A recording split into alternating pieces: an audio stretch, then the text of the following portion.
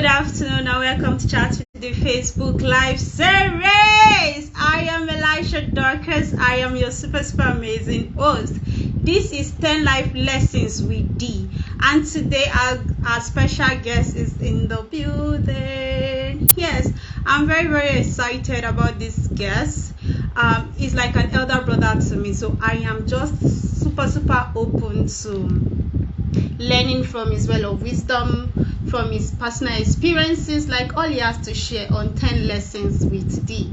Our last guest on this show was Isaac, and Isaac actually shared from his heart. He taught us the importance of we need to learn to say no, and why we need to love and cherish people. Isaac strongly believes that there is good in everyone. So today our guest is Mr. Danladi. Yeah, so Danladi, Dr. Danladi, let me correct myself. Dr. Danladi himself is our guest this afternoon. So what do you think is going to happen? If you're as excited as I am, please just get your writing pad, get your biro, just sit down and listen and learn. And please be very open to ask your questions. Yes, come armed with your questions. Today we are just here to draw from the wisdom of Dr. Danladi, and I am very excited about this one.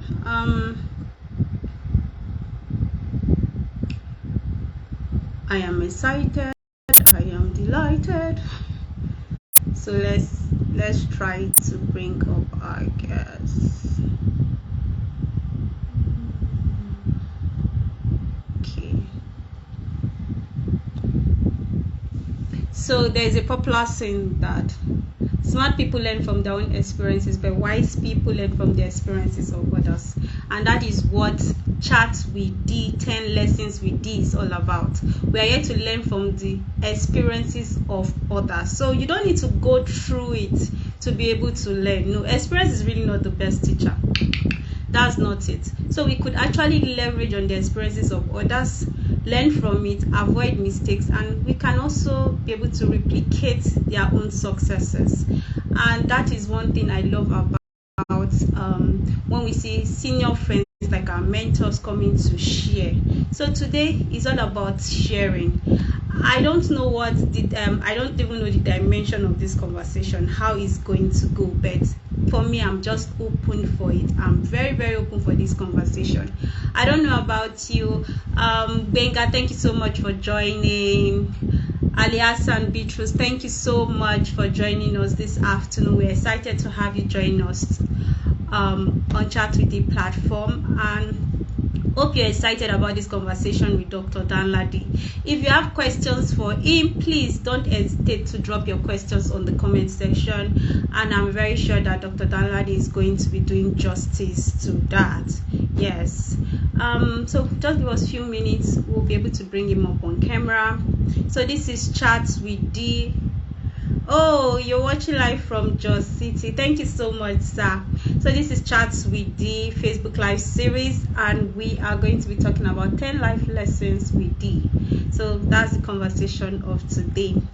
So how has been 2023 like for you? So compliment of the season. I should have started with that. Yeah, compliment of the season. 2023 is here, and gradually we're already moving into the second week of the year. I know a lot is going on, a lot of planning, a lot of strategizing. So what is your story? How are you planning to gain the very best of 2023? For me, I think 10 life lessons with D is just one of the strategies I'm actually leveraging on. Let me learn from the experiences of others. How was 2022 for them? Oh, Kroti, I see you. Thank you for joining. How was 2022?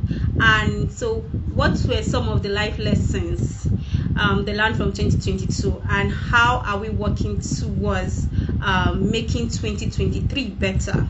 So that is what 10 life lessons with D is all about. I remember somebody was accusing me, like, why do you make it 10 life lessons? Why must it be 10? Must it really be 10? Yes, we just decided to round it up. We have a lot of experiences, a lot of lessons, but we just choose to stick to 10 life lessons. And Our guest today is Dr. Danladi. Yeah, don't worry, let him come and tell his story. This young man has a very, very inspiring story. I remember reading about he made a post on Facebook, and me just going through that post, I was so inspired. I'm like, oh God. So it is not really about your background or where you're coming from. Success is achievable if you're determined, if you're like you have resilience, you are there to push, you could actually achieve the success you determine. So your background does not necessarily define who you are as a person. Dr. Danladi's story actually summarizes that a lot. He has a very, very inspiring story, and I hope he shares some of his stories today. I'll get to learn a lot about him too. And he's doing great work. Yeah, he's doing great work. He's passionate about youth development. He's passionate about leadership. He's the co-host of MLA show.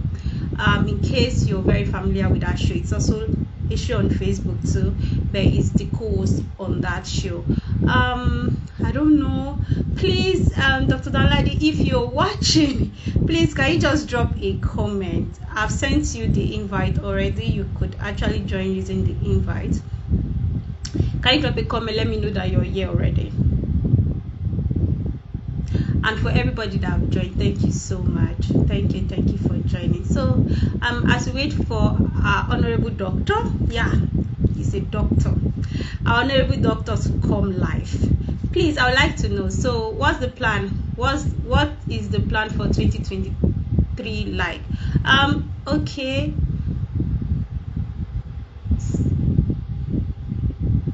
I think you're having difficulty connecting. I don't. Okay, you can also, if you think you're having a bit of a challenge connecting, maybe you can just drop it on the comment section so that let's see how we can work with that. Just in case your Facebook is Facebook Lite, you will not be able to connect. Yeah, so it has to be Facebook. I think I once had such experience with a guest too. So I'm actually waiting for your response.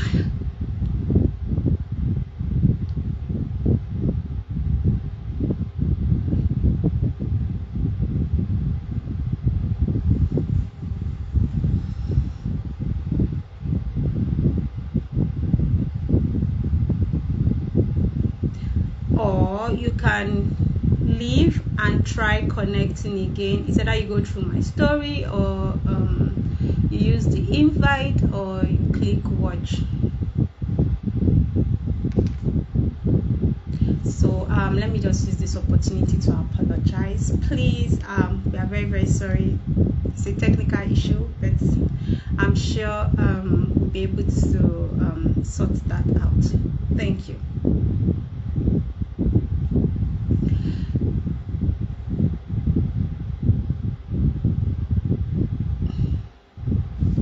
Let's see if there's anything I can do.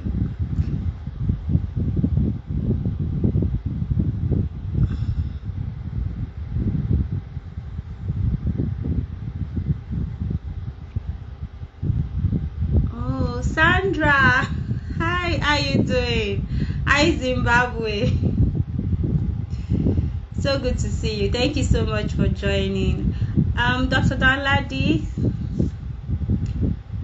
I know you're working on the connectivity, so we are waiting. Okay, so let's just continue 10 life lessons. If you're watching and you would like to share any of your lessons with us, please do us the honor. You could just drop it on the comment section. Let me just call out my brother. So Kurotsi, can you just share one of your lessons, your one of your life lessons with us? You can just drop it on the comment section. Let's also let's drink from your well of wisdom as we wait for our guest. Okay, it's here.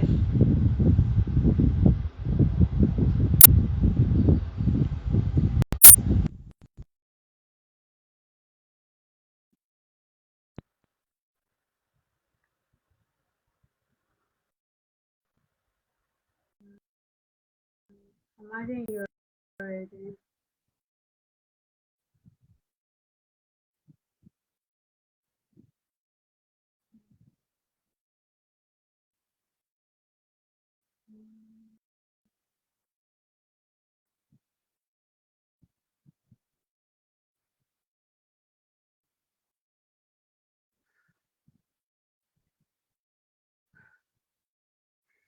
Understand. Yeah. Yeah. Plus. Ah, I'm Yeah. Good good afternoon, afternoon. Doctor. It was. It was a, Yeah. I It was almost. It was almost turning to a prayer point. Like I was like, oh my God, what's happening? What's yeah, happening? What's I happening? struggled with But it's joy. good to have you. Oh, I'm so sorry about that. Sometimes it happens, and network can also be a contributing factor. I think I wasn't. I remember you sent the instruction, but I think I forgot that I have to look for where the story is, and I was asking myself, where is Facebook story? I'm not a big Facebook person, but I finally found it. Sorry for Okay. all the delay. No, no problem. It's fine. It's fine. So here we are.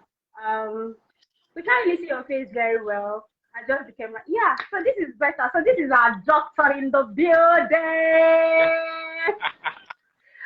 Okay.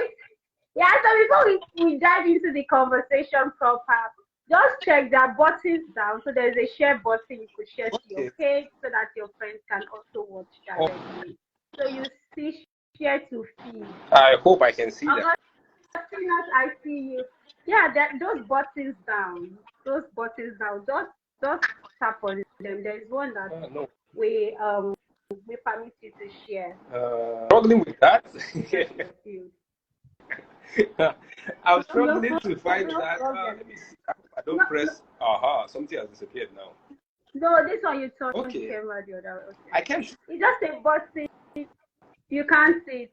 Okay. Oh, I've seen now. I think I've seen some options now. Oh, I think I've seen the share now. Okay, yes. Okay, okay, click on the share, Yeah, share to feed, think share to what are I the think options I've you see? shared now. Okay, okay, no problem. So we can talk. Yes, see, just help us adjust the camera so we can see your face very well. Doctor, honorable doctor. Doctors, this doctor, you, you're over. No, it's not easy to bag a PhD. I'm proud of you. And congratulations once again. Thank you for yes for flagging the flag eye. Yeah, you did that. So before we start proper, I'm just going to ask you a question. It's more like a teaser. So tell us one thing that people don't really know about you. That when they get to find out, they're always surprised. Really? Yeah. So think about it very well. That's one thing that people don't know about you. But when they get to find out, they're just surprised, like, oh, really? That's an interesting question. So something about me that people should I don't think that it's difficult to say because it varies from quota to quota. No, Yeah. no. Just tell us Okay. one. It's random something. Yeah, I think I'm a Premier League addict. So like I watch English Premier League Ah, every weekend. I watch English Premier League. So are you serious? Like you watch football, you don't even look like someone that actually like you look like this very serious person. You look like a bookie, like you're always into book very deep no, in your books. And now you're telling us that you still take out I time to watch watch Premier League. I football. watch Premier League every weekend. Yeah, like I watch Wow. Premier League every weekend. See, Absolutely. that's quite surprising. I didn't see that coming. I was thinking maybe you were going to say, "Oh, I enjoy cooking," like something. Yes, that was what I was thinking. I said maybe I enjoy cooking or something, or I love fashion. But watching football, that's quite interesting. So I guess you also you enjoyed the Yeah, World Cup. absolutely. I mean, absolutely. Like I Yeah. watched So yeah, dozens of matches. Yeah, it was great. I love it. interesting. That's nice. So at least you're getting to learn so much about Dr. Danladi. So he's a football fan. He watches football like every weekend. Can you imagine? I didn't see that coming. But that's Yeah. awesome. Okay, so let's just so this is 10 life lessons with G. So I'm going to be giving you the floor. This is how it's going to run. You are going to just share your 10 life lessons with G. 10 life lessons. Then we come back and engage on each of your lessons. Okay. Then we just expand on them further. So over to you, Dr. Danladi. So if you're like me, please, your biro and paper, just get it ready because you're about to be blown away. Oh, thank you, Dorcas, for inviting me. And I know we've been talking about this for a while. I was like, we just have to do it today. Yeah. So I'm going to share my 10 life lessons that I've learned over the years, and I hope some people will find some to be useful, and some will find some to be absolutely useless, I think. But maybe I think I've built these lessons over time. So for me, it's not really lessons I've learned just in the previous year. I think they're lessons for me that have built over the years. So if I reflect a little bit at where I am today, like she said, like I don't like people saying you're a doctor, you have a PhD, and all of this. Yeah, I think I do a couple of things. So management consulting. I do a little bit of charity recently. I have a small business. So I have a couple of things, kind of mentor young people. So this lesson that I will the 10 of them will cut across all these different things I'm involved with. So to think about these 10 lessons, I want you to think about it in 2 dimensions. I'm sure we're going to come back to each one of them, hopefully. So the first 3 lessons will be the lessons I learned from my father. So my father is my greatest inspiration. So I wrote that as an article in November of the 3 lessons I learned from him. So the first 3 lessons will be the ones I learned from him. Then there will be other self that I kind of reflected upon over the years. So the first lesson I learned from my father, which is one of the 10 life lessons I'll be sharing today, is 1, he said, value knowledge. Number 2, he said, serving others nourishes your soul. Number 3, he said, faith strengthens your spirit man. So those are 3 lessons from my father. Number 4 of my life lesson will be... Wait, I am not the computer. Please, let's take it slowly. That is fast. Okay, let's go to number 3. So, number 3, he said, faith nourishes your spirit or strengthens. So, faith strengthens your spirit. I think service strengthens your soul. Faith strengthens your spirit. Okay. So, the 4th one is always give first before you think of receiving. So always give first before you think of receiving. The 4th one will be take responsibility for your life. By that I mean you are the person that's most responsible for anything that will happen to you in this life. Yeah. So that's 5. 5. Yeah, that's 5. And then the 6th one is always give yourself a chance. Always give yourself a chance.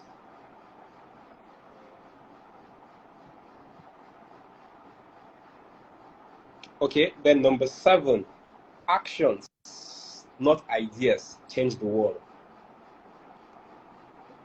So actions, not ideas. So it's actions, not ideas that change the world. Then number 8, there's always room for improvement. No matter how well you do, it can always get better. So, and then number 9. So number 9 is profits. Profits are not income. Create change around you. So when we come back to them, I'll try to explain that. So it's profits and not just income. Okay, profits are not income. Not just income that create change around you. And then the 10th one for me is have a source of truths, and my source of truth is the Bible. So have a source of truth. Wow. I'll explain that because I know like we live in a world full of uncertainties. Things are always changing. It's good to always have a source of truth. Where is your source of truth? So I think that's 10. Yeah. So that's then you see, this is how doctors do it. They don't used to waste time. They know exactly what they want to say, and they just come and they drop it like a bomb, bang bang. So you just drop some bomb now before it starts exploding. Let's start from number 10. You said add a source of truth. Let's discuss further. Great. Tell us more. Yes, when I was reflecting about lessons in life, I talked about the source of truth because I felt how people have different opinions, people have different ideas. You've gone to institutions of learning, you will learn different things about what's right, what's wrong. You hear issues around about moral compass, what's right, what's not right. Does that vary from country to country? Does that vary from community to community? To the point you hear things like alternative truth, your own truth, my own truth. When I ask myself, I think it's not supposed to be so. By my feeling, I feel like there should be truths. And that varies for individual. And then for me, I said I needed a source of truth. Where is that thing that I draw my own true north? And I said, this is what defines for me what answers my question on moral issues and things like that. So for me, I say it's the Bible. The Bible is my source of truth. When there are issues of contending issues, there are issues, conflicting issues. For me, I look at that to draw my source of truth. I was talking to a friend recently. I was talking about, for example, public office. He's in public office. So we're talking about public office and how is it good to be upright? Oh, you can't be upright, and all of this. And I say, for me, in answering that question, I'll go back to my source of truth. What does my source of truth say? And that shapes the direction I take or the position I take. So for me, when issues are controversial, when opinions are divided, I go back to my source of truth and say, where is the direction on this issue? Wow, that's really interesting. I think it is very important that everybody actually knows their very source of truth. It helps you. So in places where people expect you to compromise or to downplay your personal values or principles, your source of truth is your guiding light at that moment. So every day you go out, you interact with people, you engage with situations, you just know that your source of truth is your guiding light. It helps keeps you on track, it helps you keep you focused, and it helps you even with your conscience. When you go left, that thing will just be pricking you. Is this what the Bible says about this particular thing? Am I really doing the right thing? It keeps your conscience alive. Yeah. I think that's another thing. Wow, that's really, really nice. We all need to have our source of truth. The way you just use English to package it makes it sound well. No, I'm serious. Usually, maybe we'll have just come out and say, okay, spirituality. It's my faith. Spirituality, faith, religion. But you just came and just say it's source of truth. So your source of truth can be anything. So what is your source of truth? So for you, it is the Bible. Wow. Okay, that's really interesting. I just wanted to start there because I was really curious. This source of truth something. We need to break it down. Okay. Yeah, so let's go back to the top. Let's go back to the lessons from your father. So tell us a little bit about your father. Who was Danladi's dad? Yes. Tell us a little bit about your dad. So my father is Mr. Yunana Asebi. So he's my father. And he's passed on to glory when I was 14. That's quite some miles away now. But all the lessons he taught me stayed with me. And importantly, he didn't have a formal education, but he placed so much premium on education. So I'm Jukun 1, so obviously our traditional occupation is fishing. So he does fishing, but he believed that the lack of education was like a hindrance, a barrier to the height he should have reached in the society. So on that way, he felt like anything we're going to do, we should place so much value on education. And he placed that huge value in ensuring that we have education. But despite him not having education, he was a community leader. He was a religious leader as well. So he was a leader in the church. He was a leader in the community. So I remember growing up in Maiduguri, like he opened our house to the Jukun community meeting. I think they have their meetings every, is it monthly or something, in our house. Like he opened our house for them for free, and they do that. And then even one of the local churches then, when they were starting and they didn't have a space, they were using our house as kind of like a temporal place for them. So that was the kind of person he is. Like there's a huge value on education and also on service. And that was one thing he really passed to all of us. And drawing on those three lessons, like that's why I said the first one, he said, obviously, value education. Like he will tell us, if your mind is enlightened, there is nothing that can stop you. There is no height you can get to. He said he saw that practically in his life. Despite all the hard work, despite his mobilization abilities, there were limits on his part because he didn't have that formal education. Wow, that's really, really interesting. Like listening to you talk about your dad, I'm just imagining how selfless he was. He was a people person. He was just there willing to help. He was that problem solver. What value can I bring? How can I make the situation better? That's like some key things based on how you describe him. That is how I think I can describe Mr. Joanna. And we are glad he actually valued education. And I know that up in heaven, he's very proud of his son, he's proud of his children, and he's very, very proud of you right now. And I know with what you're doing with the scholarship in his honor, I think that scholarship is also going to give a lot of people opportunity to also pursue education.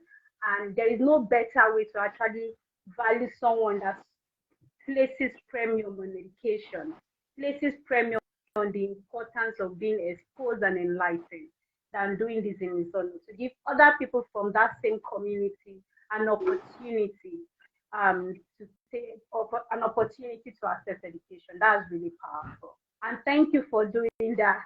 Is like when I said, I was like, this is so sweet. This is nice. We need more of this within our communities. Yes, it's like I'm a believer of you don't need, like we need to grow up together. Yeah. You know, you cannot shine alone. We can all shine together. The sky is wide to accommodate all of us as stars. So how best can we help one another so that we can all grow together? And that is what you're doing through that platform. So this is me on behalf of every beneficiary and prospective incoming. This is me saying thank you to you for launching that platform for people. Thank you. Thank you. And I know that platform is going to grow. Yeah, so let's go to you said a lot about how your dad placed value on knowledge. That's your point number one. So tell me, just give us a little story about growing up and going to school. And did you try skipping school? Your dad like, you cannot miss it. You just have to go because he knows, because that kind of person that didn't even have the opportunity of Western education, wanting to encourage his children. Just share one of those moments. Yeah, I think, I mean, obviously, like, I don't know about other people. Sometimes in primary school, particularly, there are days you don't want to go to school. There are days, we have that moment. Yeah, I know some tricks you do that if you know that you have 2 school sandals, maybe just take one of the shoes and hide them. So you hide one of the shoe in the morning, just look for the shoe, you look for them, you can't find them. And in my school, you can't go with the slippers. You have to have like your sandal or your canvas. So if you don't have them, you have to miss school. So sometimes we play those tricks to just miss school. Just miss school. But there's the positive part of it with my dad is, if you want to get money from him, it has to be sometimes you just create something about the school. If you want to buy a book, there's a requirement in school, there's something that school demanded you provide.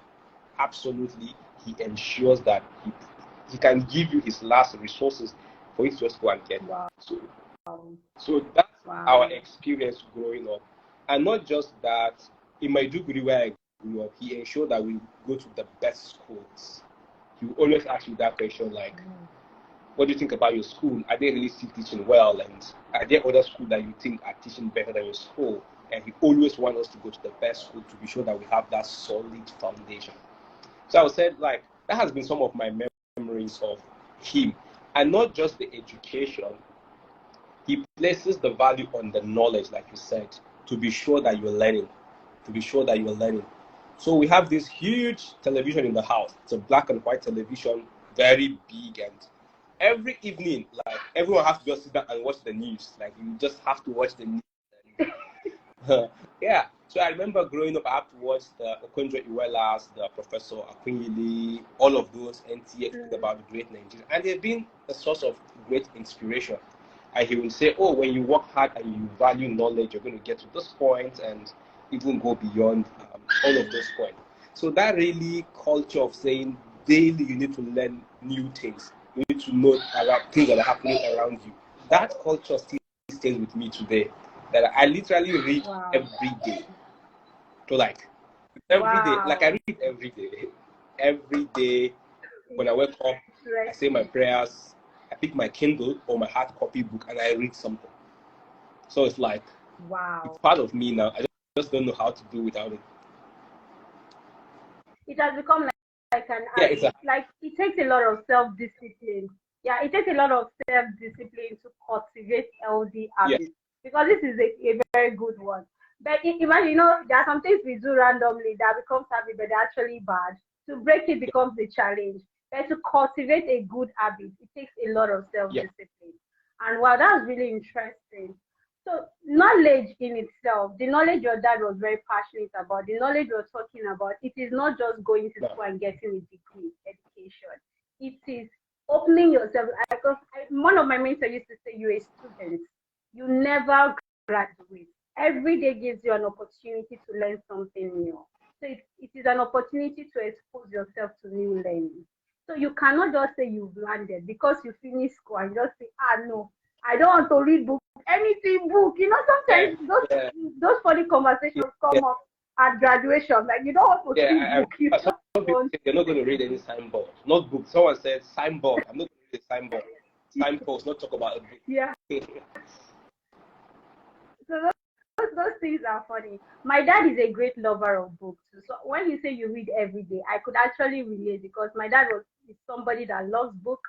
I grew up with seeing a lot of books, like a lot of books, and he still reads his days. Like every day. I remember there was this conversation I had with him once where he was talking about he could actually read multiple books a day. Nobody said you should actually finish the book. You could just read a page or a chapter of those books and pick a new one. The important thing is you're reading and you are nourishing your mind. And that is what is important. So this is from the stables of Dr. Danladi. Read. Doctor, call me Danladi. Drop that doctor for now. No. Do you know since you made the post of your doctorate? This is the first time I'm talking to you. So please let me brag about it. It's not easy. Please let me brag about it. Sorry. PhD is not easy. So let's go to point number 2. You said serving others nourishes your soul. So tell us a little bit about that. Yes, so like I draw the example earlier about how my dad lived a life of service to the community, service to the church. And he would always tell us, like, I used to say, his 3 lessons for living has been summarized. He would say, go to school, go to church, and care for one another. That's what he would say. 3. Summarize it. So he will always tell you, live to serve the other person, your brothers. Look out at them. What can you do to help them? At first, I didn't really understand them, but we're just doing them. But when I grew older, I discovered that nothing gives you excitement. Nothing gives you, I'm sure you can attest to that, nothing gives you that feeling of fulfillment like when you offer yourself to the service of others. And first, it was like a tradition, it was like a religion that it was being imposed on us to like serve your brothers, serve your community. But when I grew older, I discovered that like there's nourishment in that. When you serve others, you feel fulfilled in your soul. So like, it's a great lesson, and I'll anytime share with others, like, look for opportunity to serve others. Like, it is important. Like, it is important. When you say I tell people, when people say, why do you really do what you do? I just tell them it's in a simple way. When you say I love you, go beyond I love you. I love you in words. You need to put that love into action. And service is how you act out your love. So it is not just I love you, I'm happy for you, I care, don't for no, you need to act out your word, and service is a platform through which you can act out your word. You don't necessarily have to be Dorcas, no. You can serve within your community, like in that small space, within that group. Think beyond self. It is not always about you. There is more beyond you as a person. Like sometimes, when people can be very, very self-centered and selfish, but that nature, it comes. We are humans. You want to think about you first. The service is telling you think about others. Beyond you, what can you do for others? Let me just share a story of my friend. My friend, I had an interview with her recently, and she was like, she was looking for a scholarship. She needed to pay fees, and she needed money, and she was looking for it to get money. And she knows that there's this NGO in her area that support people that gives people scholarship. So she went to the NGO with the notion that she wanted them to pay her fees, and said, "Oh, I will volunteer with you people." And when she was there, she just realized that there was more beyond her, that it was not about her. And she forgot it was no longer about herself, it was now about the people they were serving. Like, she saw a need that was beyond her own need. We're always thinking maybe our own situation is worse, our condition is worse, but there's somebody that actually needs your help. You might think, what do I have to offer? Everybody has something to offer. You might not have cash, you have skill. You might not have skill, you have words. Like, there is always something you can give in the place of service. I just wanted to add that. That's powerful. That's powerful. Said. Yeah. Thank you so much. So let's go to faith. You said faith strengthens your spirit. Yeah. Yes, I think that's also, like I said, the third leg to what he will say is you go to church. I didn't know the essence. Yeah. It's just go to church, and it's like it's part of the tradition. You have to just go, and we're just going. I didn't really know the whole essence. We're just going. We're observing all of the rituals. It was like a routine. Yeah, you do all of the songs and the readings and all of that. I didn't really know the essence of all of that. But growing up and becoming older, I now understand that beyond just my physical body, beyond just my mind, there's a spirit in the inside of me. And that spirit is a living being. And that my faith aspect is what really strengthens that spirit. And I discover, like, especially in life, sometimes with all of the A1 and 2 you want to do, sometimes you get discouraged, sometimes you feel weak. There's that inner driving force that sometimes you can't even explain it, that really propel you forward. And I feel like that's coming from the spirit man, and that man also needs to be nourished. So I feel like then now, like, oh, faith is an important part of my life. It's part of what I do daily as well. I try to remember that I need to strengthen the spirit man, and that's my faith. And every day I try to, like, say a word of prayer, read from the Holy Scriptures, feeling that I have a spirit man that I need to strengthen. Wow. That's really, really, that's really profound. It is important. You cannot just live your life. You cannot just come and just walk the earth like, this is it, let's go. And sometimes the funny thing is how we take care of our body and forget that there is a spirit that also needs nourishing. If you can spend so much time taking care of your body because your body is important to you, you don't want to break down, you want to look good. So it is also very important that you take out time to also nourish your inner man. Like, your inner man is most important. Like, you need to feed it the way you're also feeding your body. Because sometimes we get so busy And I think we get caught up in this web of activity that we cannot just create that time for meditation. You know, when you're like, oh, I have a busy day, I'm so busy. Like you're busy doing you, and you forget that you can, the creator of the 24 hours also needs that your time. So I think it comes with a lot of intentionality that when like I'm planning my day, let's be intentional. This is the time for God and this time is for me. Set out that time. I was having a conversation with my very good friend and she was talking about time. When we set our time, she was like, when you say this is the time I meet here, I'm coming to meet you, you expect the person to be there to wait for you. So she said sometimes we book appointments with God and we forget to show up. And it doesn't speak well for us. If you book appointments with a human being and you don't show up, how do you feel towards that appointment? Then with a super being, a supernatural being, you actually book appointment like, okay, I'm going to take out this time every day. I'm just going to speak with the word. I will just nourish my spirit. And you don't show up and you just say, oh, you're tired, you come up with a lot of excuses. Does that really make you a responsible person? So that is a question for us to think about. So I don't need an answer. It's just for us to think about.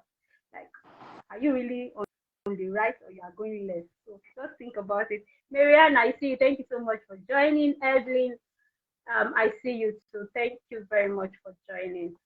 So we are moving. So we are still on 10 life lessons, and our guest today is Dr. Danladi Joanna. It has really been a very, very interesting conversation. We started from his lesson number 10 when he said you have a source of truth. What is your source of truth? For Dr. Danladi, his source of truth is the Bible. Then we ran through points 1, 2, 3. Value knowledge, serving others nourishes your soul, faith strengthens your spirit. So that is the 4 points we've discussed so far. So we are moving to point number 5. And it has really, really been very, very, very insightful conversation. Do you know Dr. Danladi loves football and he watches match every Saturday? You see that coming. He said it. Okay, so let's go to point number in the order is point number 4. He said always give first before you think of receiving. You know, we're always very quick to collect. Now you are telling us to do the opposite. What do you really mean? Like we should do the opposite? Yes, I feel like that's a very, very important element that a lot of young people are missing out on. So if I talk to a lot of young people and they said, what is one advice I would give them? I would say, learn to give first before you think of receiving.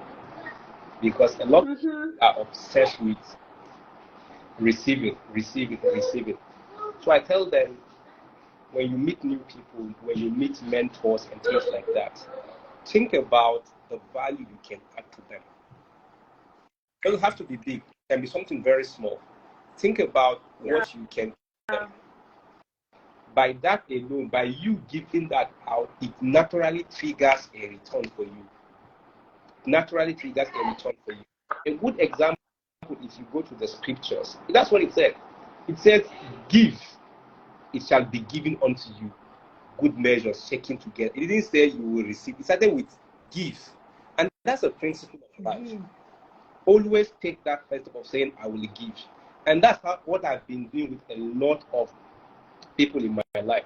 I always try to reach out first to give. And it has always worked. If you work with people that understand that principle, like it always works. I'll give an example. Since you know Engineer Matthias. So I remember like the last time I was in the US and I was going through the US and I was passing through their place in Houston. And I was like, oh, I need to think about what to just go and give to them. And I got a couple of things, including a book I bought for him. I was like, okay, I'm just going to go give him this book. That was just it. Just give. Just think about what you can give. And I went and I gave him the book. I gave other things to all of the people in the house. The day I was leaving, I was just packing my things. Like I was just packing my things in the room. And he brought 2 books for me. I gave him 1. He packed 2 books, 2 bigger books. He packed 2 bigger books, packed them. The wife, Wazota, you know Wazota too. Wazota went, so I didn't know that was the plan. She went like shop some things, bought shoes, bought Wow. so many, and just packed all of them. And that was not what I was projecting. But you see, people that understand those kind of principles, it's natural for them. That giving just provoke those kind of return. So I usually tell young people, don't always start with thinking about receiving. Think about giving.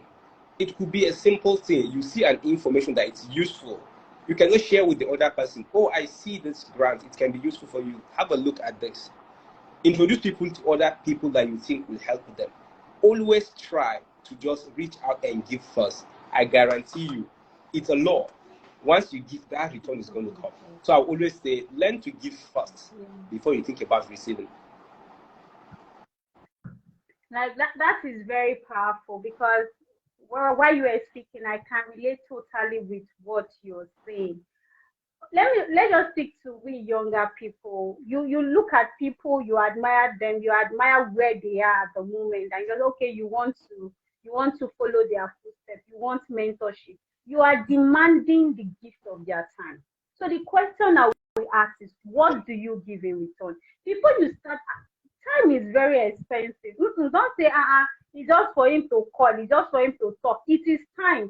Even if it's 5 minutes, it is expensive. It is their time you're making a demand on. So what can you do in return? How can you even get that time without even demanding it? And it works like magic. Think of, what can I do?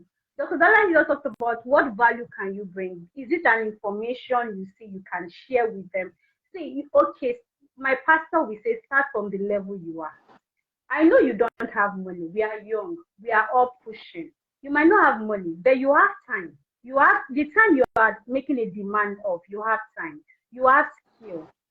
There are some things that you have, not necessarily money. Or I'm not saying to buy gifts, because I already bought gifts, but yours might not be gifts. Imagine if the person you so admire, in quotes, this is what my friend did.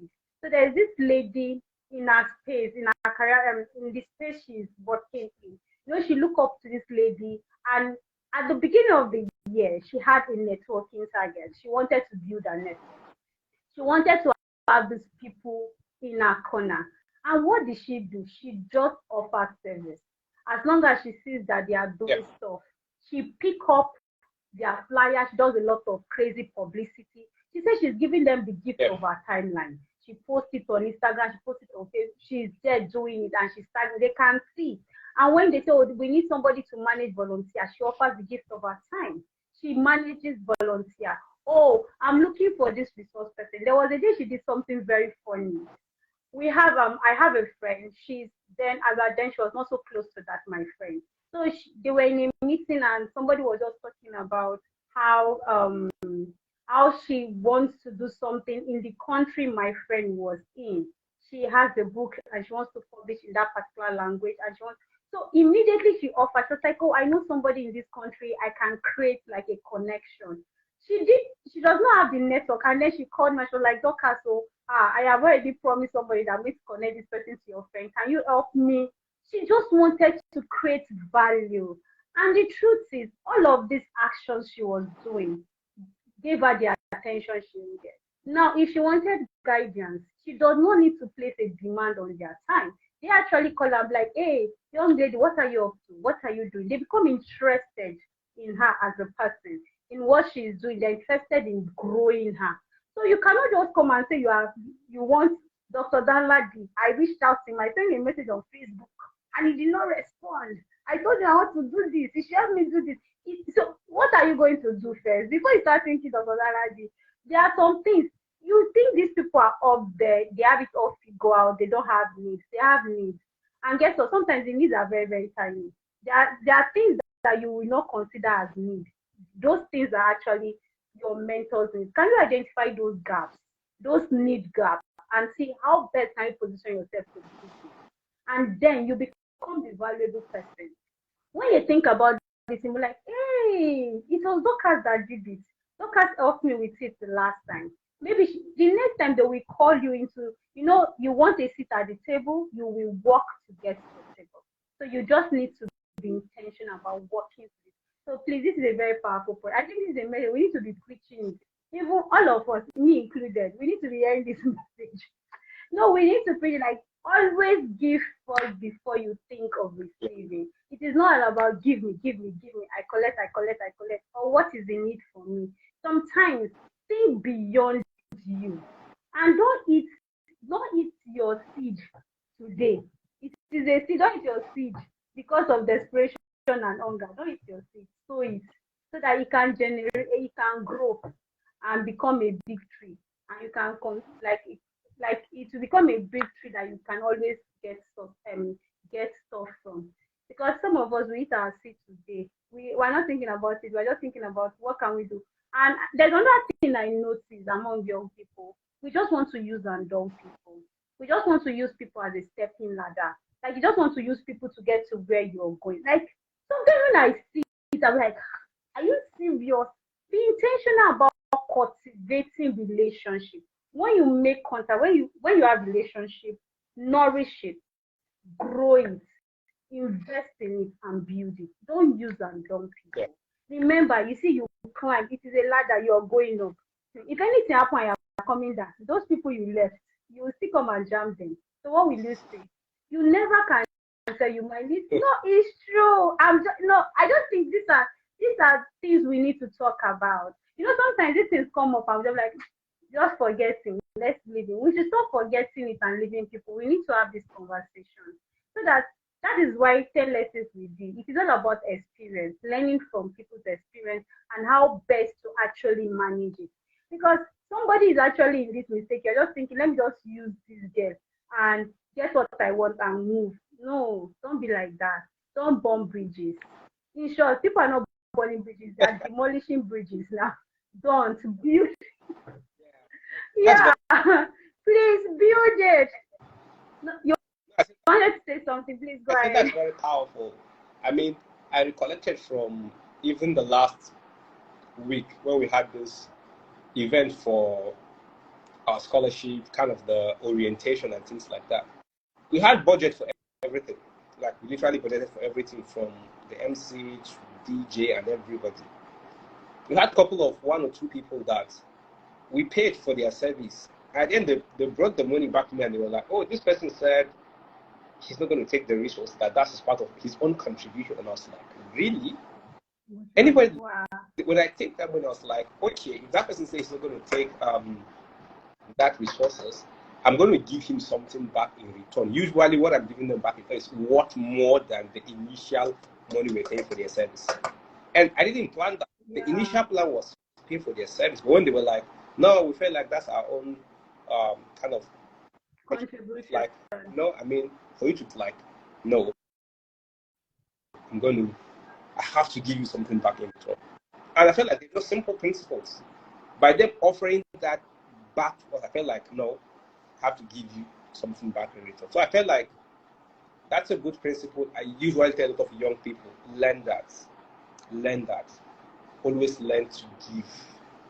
Forget about this obsession with you're always looking for something to take, something to get out of the system, something to get out of people. Think about what you can offer first. Spot on. I love the way Miriam put it. Just spot on. Thank you so much. That's very, very important. So let's go to the next one. Take responsibility for your life. Yes. I like this one. Yeah, I felt like that's also important for us young people, because I'll tell people that obviously you are the person that is responsible for anything that happens to you in life. Or let me say the most responsible person.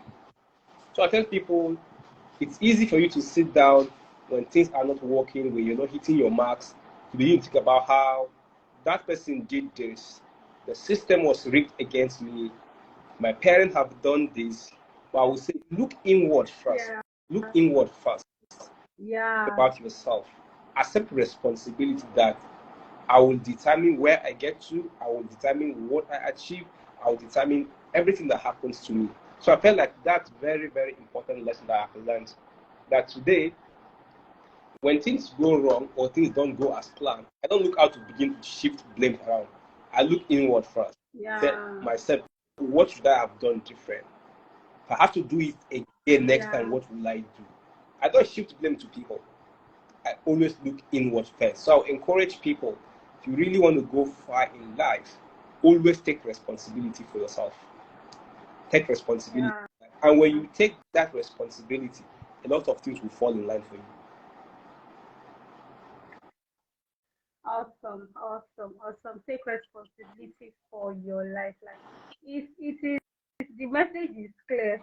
You know, sometimes we just feel the system is working against us. But I've come to realize that before the system work against you, actually there is a loophole. You created a gap that the system can actually leverage to put you at a disadvantage. If you do your work well, if you position, you know, that this person want to oh, these people went for exams because this person knows somebody, that is why this person got the appointment and they didn't give me. Before you start throwing it, ask yourself, but like, how will you have improved on your performance? Because the truth is, some people still wrote to that exam and they did not know anybody and they still got their appointment. Why was it not you? Why was it your own slot that they replaced with another person that had the connection? So that's the question. So what will you have done differently? Like, maybe I should imagine if I had like 99 over 100 in the test. They cannot ignore such performance. They cannot ignore me. That's when you actually had 70, or you had 65, or you had 55, and there are people that they are getting 80, 90, and you're not saying the system is, Nigeria is corrupt. Somebody, we know, but the truth is, one thing I've come to realize is you created a gap that the system can use against you. So if you're able to bridge that gap, block it by ensuring that you put in your very best, you give your best, I don't think the system will work against you. Rather, the system does not have a choice than to acknowledge that you are there. And I think that is something, you know, it is easy to just blame somebody and make yourself feel good. It's easier, right? Like, you don't say, yes, Danladi is the cause of the problem, and you are the good person, he is the bad person, and you're feeling good. But there's something you should also realize, that it doesn't change anything. That person will be that person. That person has moved on, but you still have there is still an aftermath of that impact. Be it the failure, be it a loss. There's always that aftermath, and you will just have to bear that consequences. So I think the earlier you take responsibility for what has happened, the better you'll be able to navigate through that situation. So even if somebody pushed you, somebody encouraged you, that person didn't make the final choice. You did. You choose whether or not to go with the person. So be responsible and take responsibility for every of your actions and your inaction. Yeah, I'm loving this conversation. Thank you so much, Agnes. This is very insightful, so much value over here. Thank you. It's Dr. Danladi. We are here. We are just drinking from you. And Marianne says, spot on, everyone has something to offer. Always give first before thinking of receiving. Identify a need gap. Thank you, Miriam, for that. Thank you very much. So let's go to the next one. Always give yourself a chance. Yes. Lot. And in the simple parallels that I always draw, I would say, if life were to be like a political context, given that we're in a season of election now, put yourself in, always vote for yourself. You can lose the election, that's fine, but your own vote should be for yourself. What do I mean by that in practical terms? I'll tell people, when there's an opportunity, no matter how competitive that will look, put yourself out there. The system should say, oh, we have gotten people that are better qualified than you, but you don't destroy yourself. Always give yourself that. Okay? Always give yourself that chance. That's my personal story. I mean, I've gotten scholarship in my undergraduate, I've gotten scholarship in my master's and in my PhD, but I've lost scholarships. I've applied and they replied me and said, oh, sorry, we're not picking you. And I moved on. But I tell myself that I'm not going to be the one that will disqualify myself. I'll put myself out there. They should disqualify me, or they should kind of not select me, but I wouldn't disqualify myself. So I felt like my kind of advice to a lot of people listening is, this new year, tell yourself that I'm always going to give myself a chance. If there's that job you're interested in, apply to the job. They should remove you from this. They should say, oh, we are picking someone else. You're looking at applying for, say you want to go to the US like Doctors and be a Mandela Fellow. Apply to the council and then they should say that, oh, we're not selecting you, than for you to just sit there and not apply. Because for you not applying, like you've removed yourself completely from the context. So I would say always vote for yourself.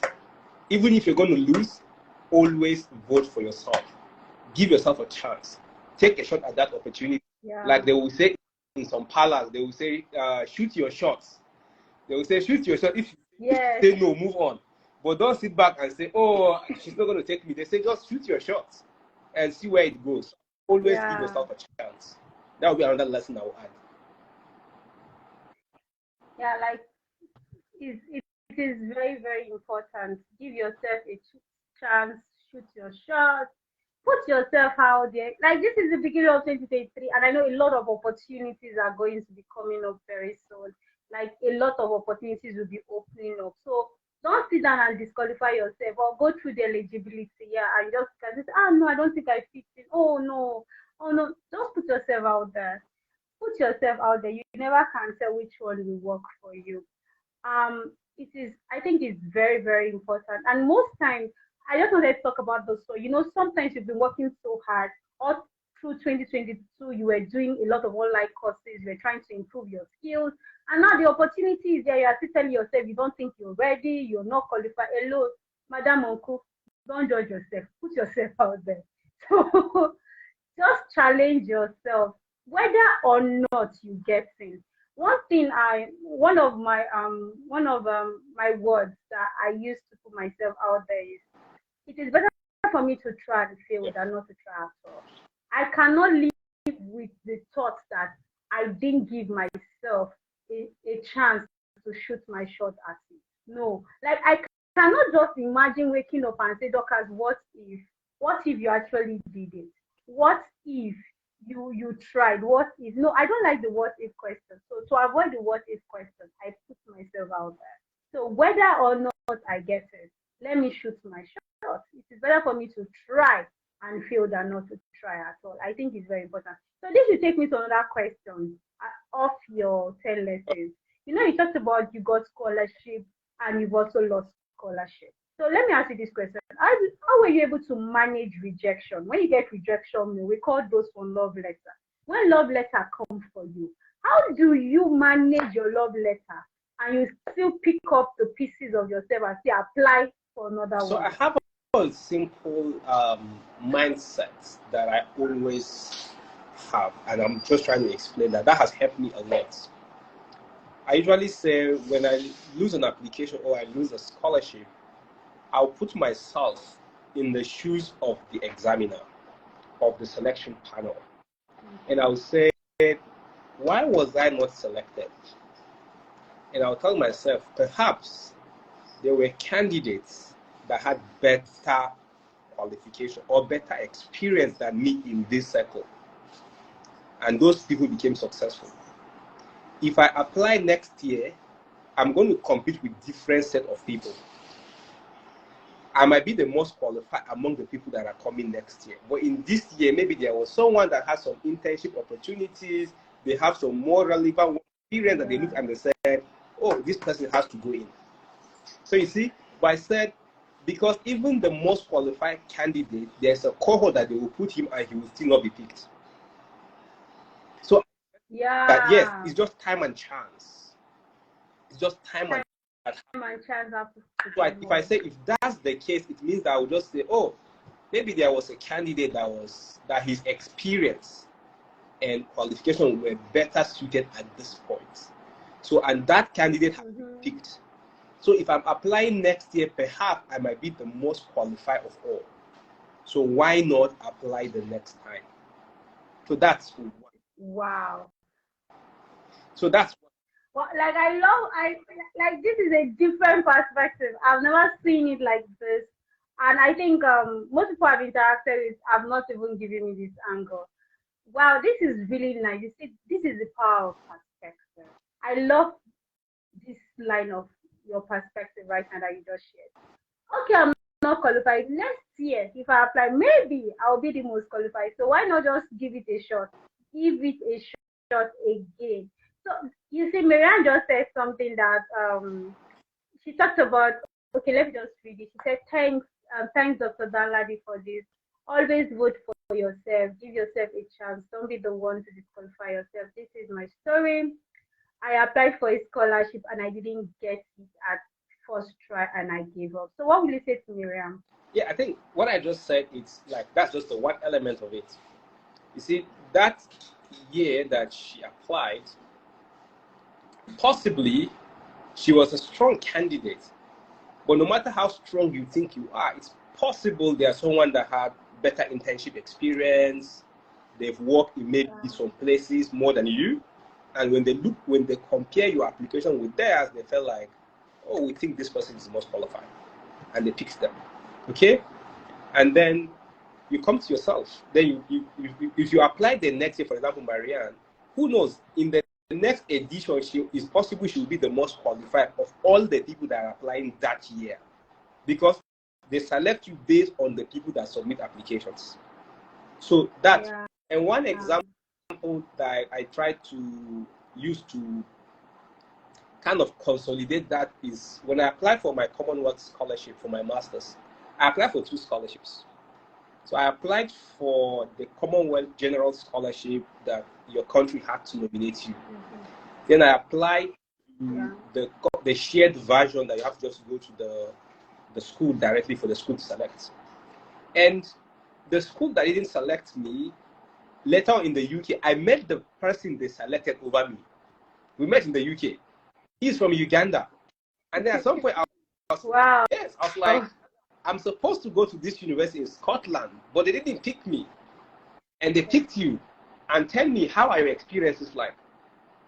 Because we're applying for environmental engineering, both of us. He has worked for an environmental engineering NGO in his country for 3 years. I haven't. So you see, I haven't done. You don't have. I don't have. So my experience is I was teaching assistant in the university, but he has worked in an environmental NGO for like 3 years. So when I look at his kind of qualification, I was like, obviously he had better related experience to that field than me. They didn't pick me there. So he went to a university in Scotland. But when I applied when I went through the Ministry of Education, I got shortlisted. And I went to do environmental engineering at Imperial College in London, which is a more sophisticated, more highly ranked school than the one he went to. But you see, the judges judged me against him from Uganda in that circle. But when I went to the Ministry of Education, they judged me against people I was contesting with. So important, when you are applying, they gauge you against the people you apply with. So that's one. Then the second element to that I used to tell people is when you apply for a scholarship like Maria and you're not successful, I would say next year, don't apply with the same qualification or the same essay. Try to improve it. Okay? Tell yourself that, okay, this essay went in last year, it wasn't successful. So this year, I want to improve it. I'll tell people that if you can talk to people that were successful in that your cohort, ask them, oh, can I see your essay? Can I see your CV? You will see some of the things they've got. That will give you an idea of possibly some edge they've got over you. Then you try to make it up. So I would say, if you didn't get through, try of something. Whether you volunteer somewhere or you get a small qualification, just do something so that the next time your application is a little bit stronger than the one that wasn't successful the last time. I would say these 2 options would be my advice for Maria. Marianne, hope you read. I wish you all the best. Please try again. Dr. Danladi has done justice to that. Thank you so much for sharing. I think that's off the 10 lessons, but it is very, very valuable. Thank you for sharing that. We appreciate it. Okay, give yourself a chance now. Actions, not ideas, change the world. That is lesson number 7. Yeah. Woo. Yeah, I think I said it's actions, not just ideas that change the world. Not just You know, there's this ideas. popular saying that ideas change the world, ideas rule the world. Great. But you see, every idea that changed the world moved from just an idea to be an action. People acted on those ideas. Mm-hmm. We're having this conversation with you today because you're not the only person that have this idea. Many people have the same idea with you that, oh, I want to have this live chat that I'll just be chatting with people. But they didn't act on it. They didn't act on it. It's when you act on your idea, that's when that change comes. So if you have a business idea, you can have the finest business idea in the world. If you don't act on it, it's not going to change the world. You can have that idea for your not-for-profit. If you don't act on it, it's not going to change the world. And interestingly, ideas sometimes don't come fully formed. When you start acting on them, in the process, clarity comes. I'm sure you can talk about that from your foundation. Yeah. When you started, you didn't have the clear picture of where you want to get to. It was the idea. But you took the step and you started. That's where the clarity came, and that's what's changing the world. There's this powerful saying that I used to kind of remind myself with. The guy that started this is Siad Business School in Paris. And that's like the saying in the school. They say without action, the world will still be an idea. If people are not acting, the world will remain an idea. So I tell myself, if I have an idea about something and I have some slight clarity, I take actions and I begin to implement them. Then clarity comes in the way. So I'll tell people, always tell yourself, that idea is set in your head. It's not going to change the world. That business idea, that talk show idea, that social enterprise idea, that community engagement idea, you need to take action. That's where you begin to change the world. Yeah. Very, very true. It is just here. You need to bring it from here to the execution. And I think that is where what really makes the difference. Let me bring it down to my people, to we. You just start beginning of the year, like this January, a lot of New Year resolution, a lot of goal setting, a lot of wonderful ideas. You are strategizing how you are going to eat it, how you are going to change the world. And the truth is, as beautiful as all of those things are on paper, if you don't put action into it, it is still on paper. And December, you'll be wondering, what did I really do with my year? How will 2024 look like? So Dr. Danladi is here telling us that ideas are beautiful, ideas are good, but action is what makes the difference. I remember there was a meeting I attended, and the speaker said, Nigerians, you just like, hey, you don't want to share your idea so that somebody will not steal your idea. And the truth is a business meeting. And it was like, and you don't even have capital to start the idea. We know that there are people that steal your, but there are still good people that are willing to invest. And you just need to take chances on people. You are the owner of the idea. You understand it. Even when the person is trying to steal the idea, the person does not know more than what you've shared. So you choose how you share to get the person to get the person's buying. And then when you wanted to open, you say ideas are beautiful, but execution is king. And I was like, whoa, this is it. So I read a new one today that action, not just ideas, action change the world. Thank you so much for that insight. It's really, really nice. Okay, so we are moving, we are going down. So we are now in lesson number 8. So if you're just joining us, thank you. Yeah. And Dr. Danladi, I need to clap for you. You're doing great justice to all of this, your lessons. And thank you so much for sharing from your heart with us this afternoon. So in case you're just joining us, this is 10 Life Lessons with Z. And my guest this evening is Dr. Danladi Yowana. And like he has been sharing a lot. In case you miss it, don't worry, it's going to be on our pages, so you can always go back and rewatch it. He shared the story of his dad. His dad is a superhero. Yeah, he's a human superhero. I don't know him, but it's as though I know him. I already know him. Like just hearing his story, I could just connect with his dad because I think we share a lot in common. So I'll just run through from the top lessons to the next point we are going. So we started with this lesson number 10. It talked about having a source of truth. Then lesson number 1, value knowledge, serving others nourishes your soul. Faith strengthens your spirit. Always give first before you think of receiving. So if you're on that table of always collecting, break it now.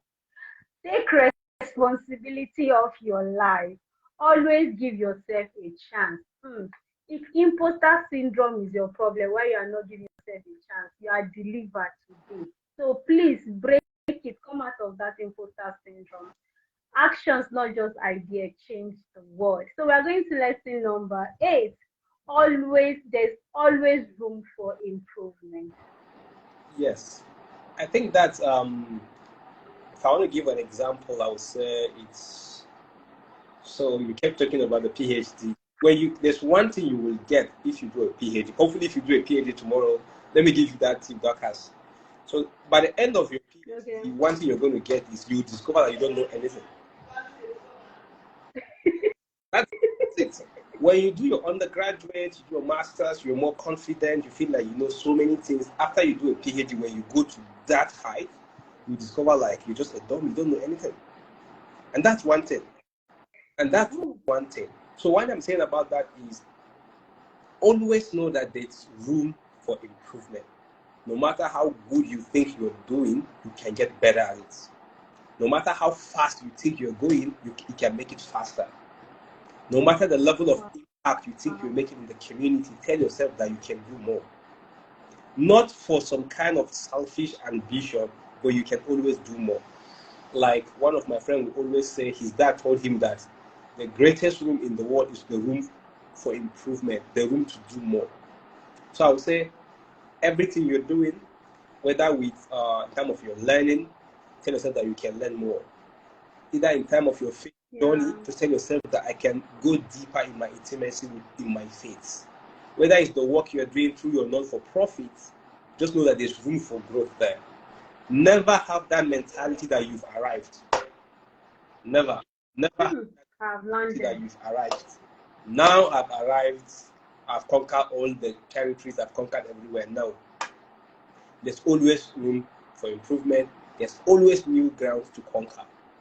If you come to a point and you think that, oh, there's no more new grounds to conquer, I think you need to sit down and reflect more and talk more to some of your mentors. There's always room for improvement. Yeah, there's always room for growth. I think, that's what I hear more. You can go faster, you can learn more. There's always room for extra. So you can always take in more. So you can never get to that point where in Dr. Danladi's world, you have arrived. My own, you have landed. You don't show. Like it doesn't work that way. Sometimes, I don't know how to say it, but I think it's an adage. When you think your father's feed is the biggest, then you go out, you realize that there's somebody's feed that is bigger than your dad's own. That is just it. I want us to use that perspective towards our personal development, our growth life, our learning, our exposure. When you think, oh, I have visited everywhere, no, there's one place that you've not visited. There's always that new place. There's always that something you don't know. There's always something to learn. There's always something to do.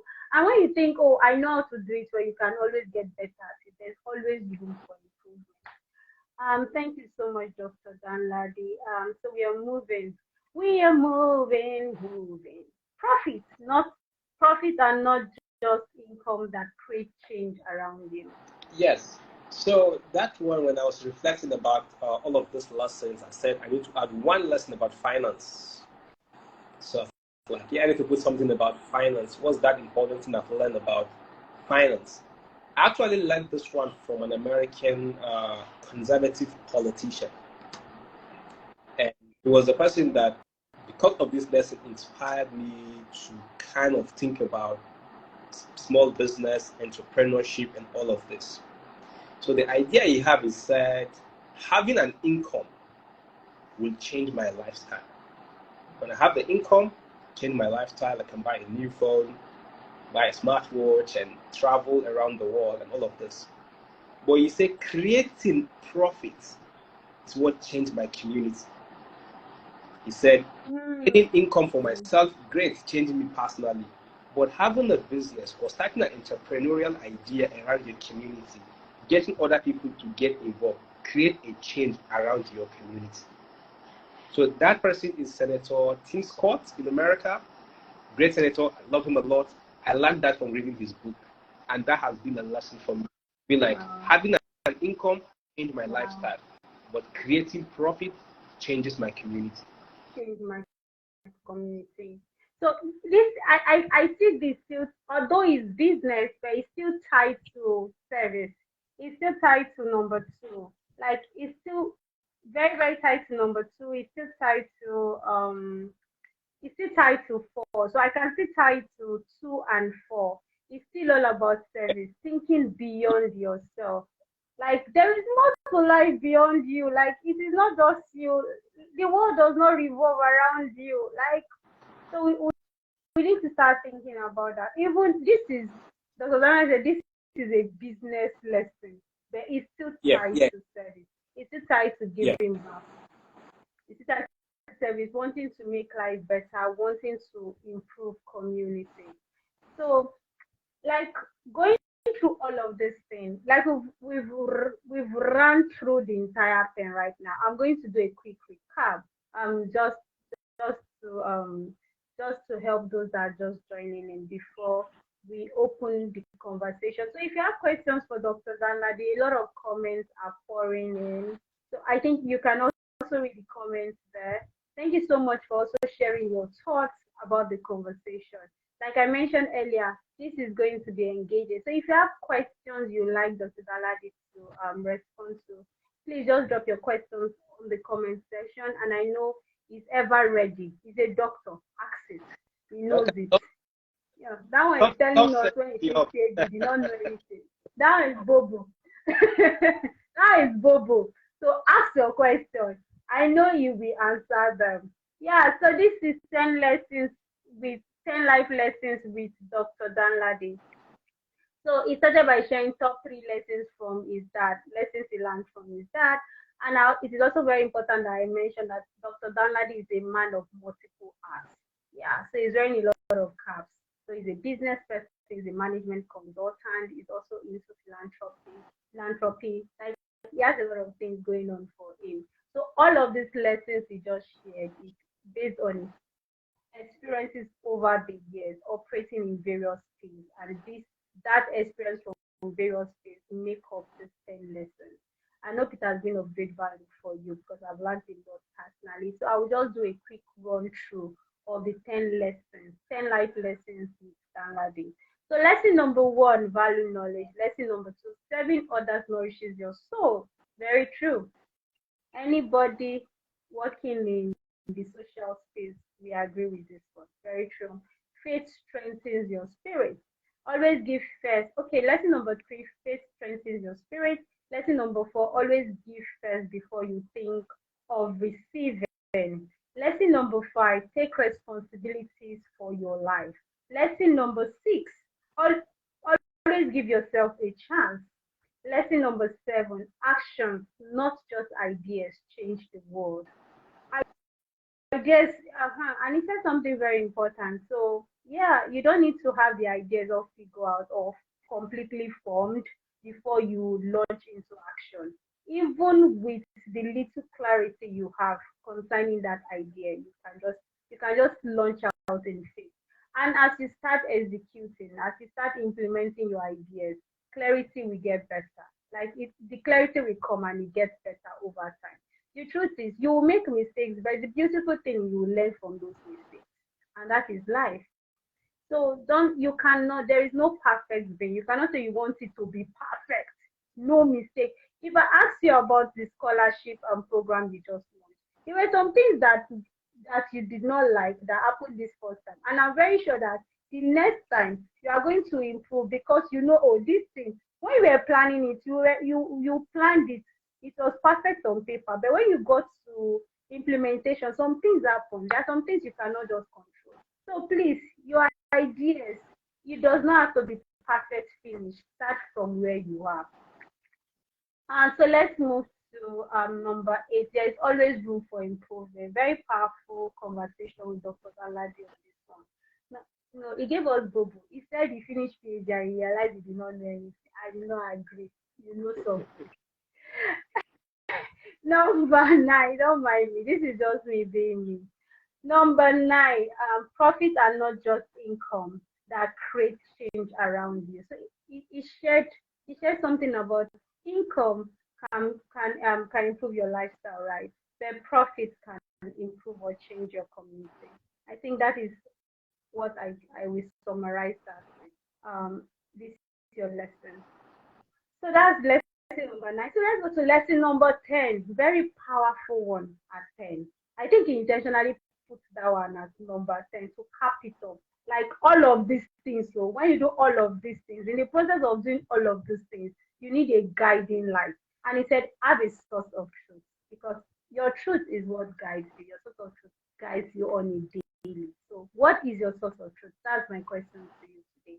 What is your source of truth? Do you have a source of truth? We all have a source of truth. Like everybody, we all have our source of truth.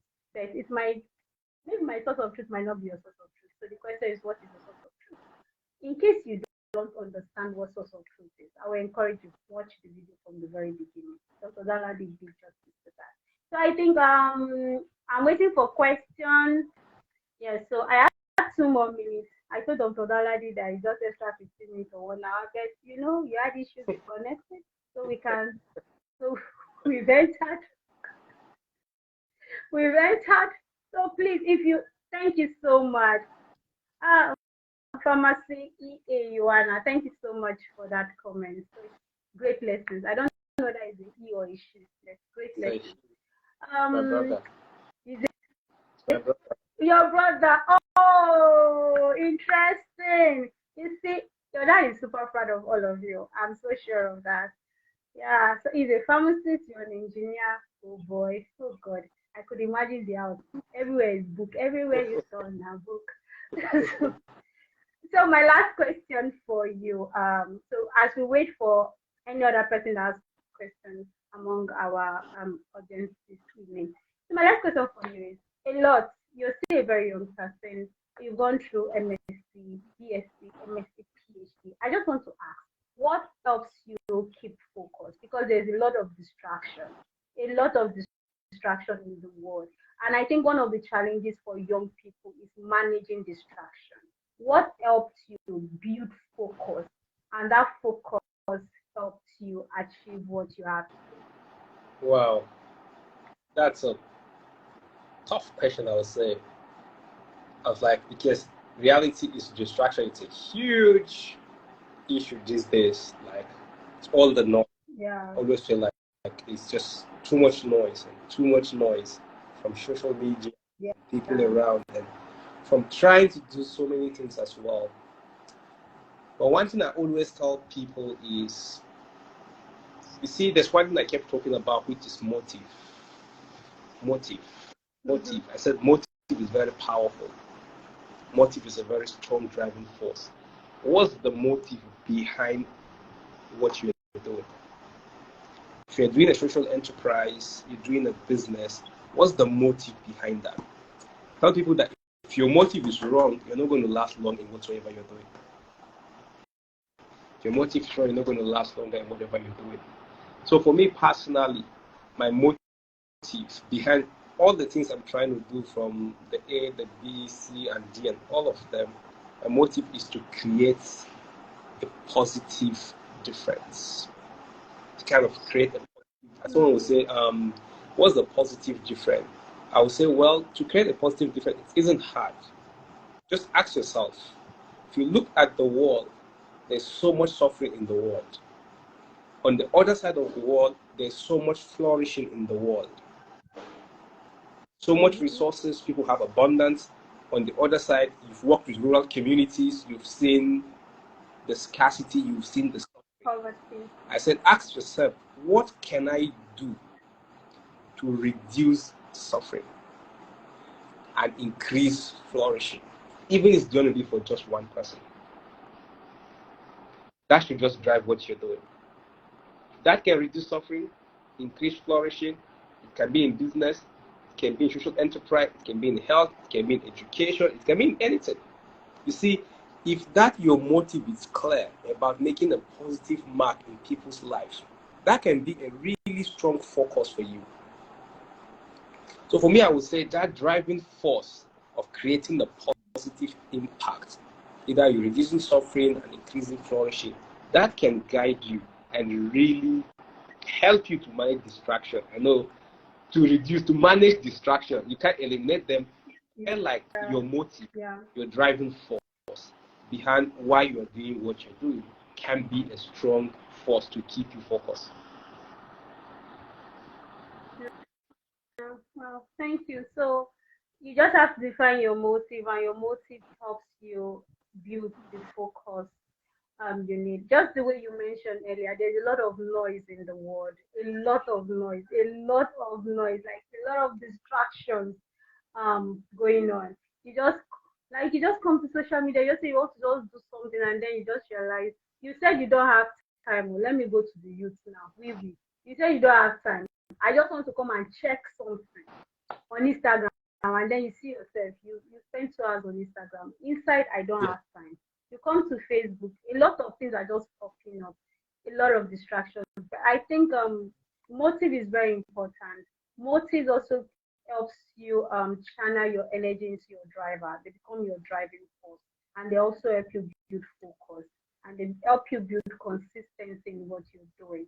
Thank you so much for sharing that with us. And you have a question, and that's the final question. I'm not going to ask you. So he said, so you said profit changes my community. Explain more. Okay, so this is how I would say it in, so you say explain more, maybe let me add one layer.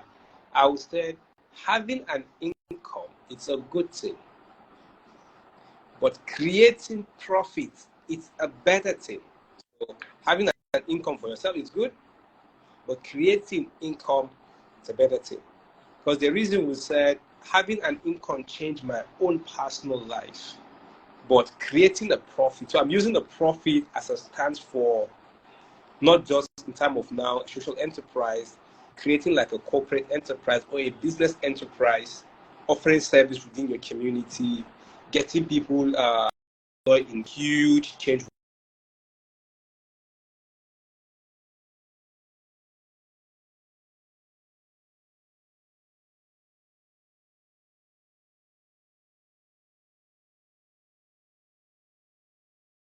Price, any income from there, the services you're providing in that community is creating a larger change within the community.